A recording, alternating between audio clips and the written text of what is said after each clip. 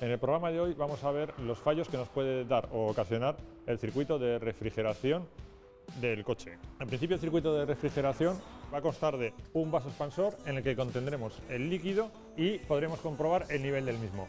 Una serie de manguitos, una bomba que su función principal va a ser la de impulsar y generar el movimiento por todo el circuito. Su funcionamiento es muy básico, irá unida a lo que es a la parte de correas por el exterior, lleva un rodamiento y con el giro del motor va a impulsar el agua por todo el circuito por medio de estas aspas.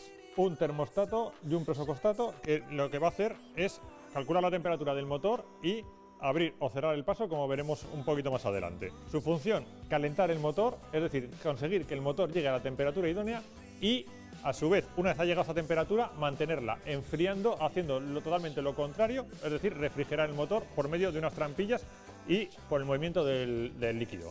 Una vez hemos visto el funcionamiento del sistema, los problemas que nos podemos encontrar son, primero, pérdidas de líquido. Estas pérdidas pueden ser por fugas, por los manguitos, por los tubos, por las juntas, incluso por la misma bomba de agua o alguna parte del motor.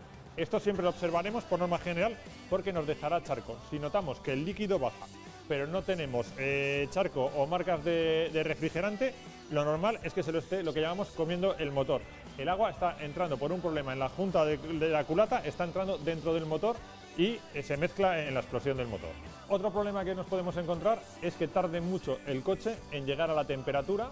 Esto es debido a que el termostato no está actuando correctamente porque el termocontacto no mide bien la temperatura, se queda la válvula siempre abierta y está generándose el circuito completo, es decir, pasando por el radiador. Si esta trampilla estuviese cerrada, lo que impedimos es el paso por el radiador, el agua únicamente circula por el bloque de motor consiguiendo la temperatura. Una vez está a temperatura de trabajo, lo que va a hacer es abrir la válvula para que pase por el radiador y este se refrigere. El caso contrario, que llegamos rápido a la temperatura de trabajo y esta sigue subiendo hasta llegar a la línea roja. Lo más importante, si llegamos a este punto, es apagar el coche, encender la calefacción a tope y tratar de detenernos lo más rápidamente posible. La causa puede ser, primero, una obstrucción en alguno de los manguitos, que normalmente estas obstrucciones suelen producir un incremento de presión y una rotura de alguno de los manguitos, suciedad en lo que es el radiador. Otro problema, y posiblemente de los más graves, es que se nos mezcle el aceite con el agua.